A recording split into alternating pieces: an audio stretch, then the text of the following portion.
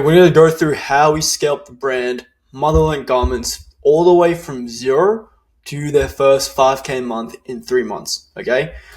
First, came in needing to sell 500 of dead stock. And what I mean by dead stock is the brand literally had just pieces of clothes, and you see in the background there, of just still doing nothing, right? And quite frankly, the input directly translated to the output of the brand, right?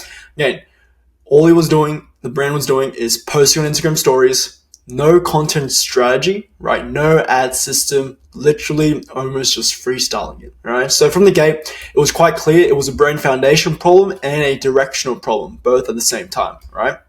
Let me move this one here. All right, cool. Main systems and pillars were missing and no path to execute. We didn't have any way of generating consistent high quality traffic towards the brand's page or to the website. Therefore, it's quite clear there's no sales. Quite frankly, every business needs to have eyeballs, right? And we do that through advertising, right? Cool. So number one, refine and develop what was already functional. Two things, website. Right? Website was functional. Obviously, we had a simplicity audit, right? And a trust funnel audit in terms of applying these to ultimately optimize the website.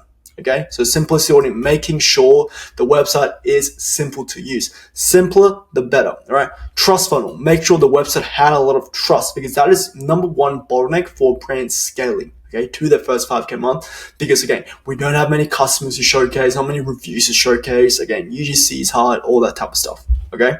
Two is products. They had great products within their market. Again, this niche was a streetwear niche, right? So products, we refined offers and we refined the positioning of how to actually utilize the product to have more perceived value over cost. Okay, so that is the first thing we did. We refined and developed what was already functional. Okay, make sure we didn't touch anything that wasn't already working for them. Okay, we build a system to get eyes towards a brand. That is literally the most important thing. Without consistent eyeballs towards a brand, we have no data, we have no KPI, we have nothing to improve on. So that is literally the first thing we got out to get, right?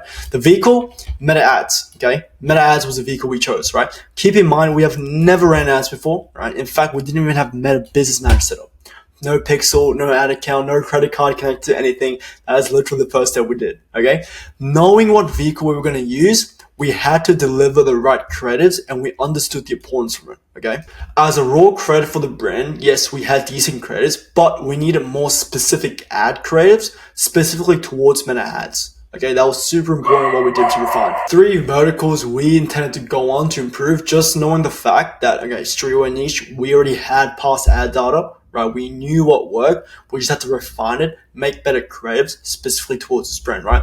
Better quality flat lace, okay? Different UGC lifestyle picks, niche research, okay? This is super important, okay? Especially we chose the client ICP very well, and we've identified what type of fits they actually wear. So when we run ads, the client ICP can relate to the actual UGC/lifestyle. We also want to make sure this part of the ad didn't seem like an ad, right? This is the most important part about lifestyle pictures and why it works so great. Static ads to highlight the specific unique selling point of the brand, of the product, and the unique value proposition of the brand. Also, when we run offers, static ads was king when scaling to the first 5K month, okay? Just because the amount of volume we were able to produce and how easy it was once we sort of figured out an angle and product that work, which we'll get into, okay? Testing. This you probably have never seen before. We tested in a very unique way. We actually didn't test creators first at all, but we tested funneling down and getting data on our products first, okay? There's a couple reasons why we focus on getting data for the product first instead of the creators, right? It was simple. Number one, we didn't have a big ad budget. Therefore, we had to use our ad marketing budget very, very strategically, right? Instead of spending on a product that won't work on ads anyways, right? Number two, the brand had 6 products at the time, therefore volume of creative was hard to match. Let me explain on this situation. For example, if we had to focus on 6 different products to make these type of creatives, number one, we're wasting our time. Number two, it was hard to match the volume. Imagine we had to make UGC lifestyle pictures for 6 different products with this one, right? Instead of individualizing to 2 products, right? So it was unnecessary bluff that we wanted to cut before actually running and testing the different type of creatives, okay? So without understanding, 2 ways we specifically tested the actual products first before sort of getting into the creative and creative testing aspect for media buying. Okay, let me explain. One, probably the cheapest, it is free, right, is the organic CTA, right? Posted call to action content revolving around product to identify which got the most engagement and the most, engaged action towards a specific product. And it matched with the ad data individually, okay? For ads, we funnel down to flat rate only, as this creative style specifically had the main product attention. Okay, let me explain. These are specific flat rates. There are no other variables that can contribute to the success unless it's a product that is popular within a niche, because that's the main scroll stop. That's the main buying state. That's everything. Okay, there's no offers. It's a concrete background. All right. So this type of creative works if you have a working product. Right, knowing that, that's the first creative we sort of utilize, right? Number two is we analyze KPI to focus on one hero product and two side products, but quite frankly, we funnel down to two products we just want to focus on when actually generating these different type of ads. Okay, this is super important. So we got the attention in literally more than half, right? So we cut the budget, we cut the time spent on actually making the creatives, and we just decided to focus on two products from this whole data as well, right? Cool. Understanding this, I want to show you the exact ad structure we use, right? Product testing structure, ABO in product variation, okay? Now, one campaign, right? Two ad sets, right? Both at $15 a day, meaning we're going to be spending $30 a day, right? Four ads, but the thing is, they're all flat rates, but within the same product, okay?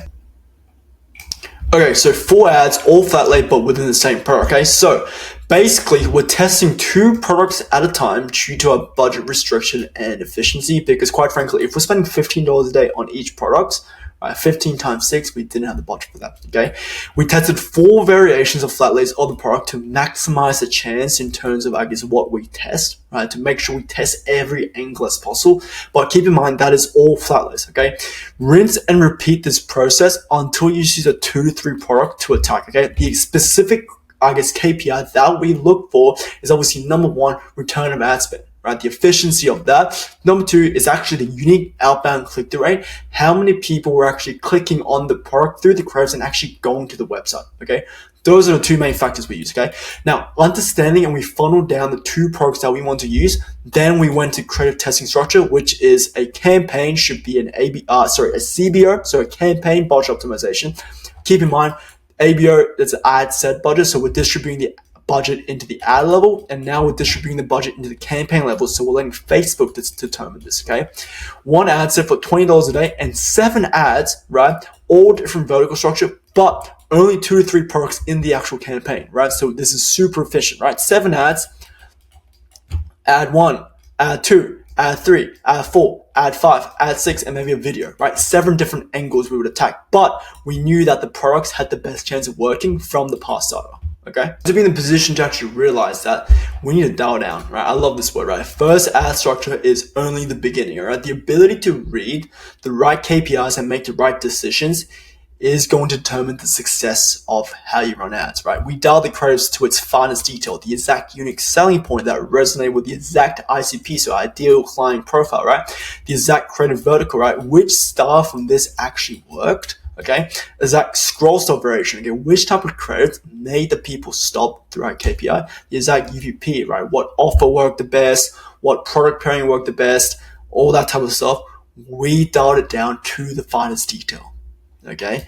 Obviously for ads, we want to be distributing our budget to what's already working, right? It's that simple, right? But we need to find what's working by doing this stuff, okay? When we first started running ads, all right, spending $40 a day, 120 orders, 3x ROAS, okay? Small scaling, 14 orders and made 976 in the last 70 days. Bini records, made the most, I made 239 USD. Best month ever. This month has been our best. Again, just keep scaling up onto the 5K month, okay? It's nothing more, nothing less to actually scale into your first 5K month.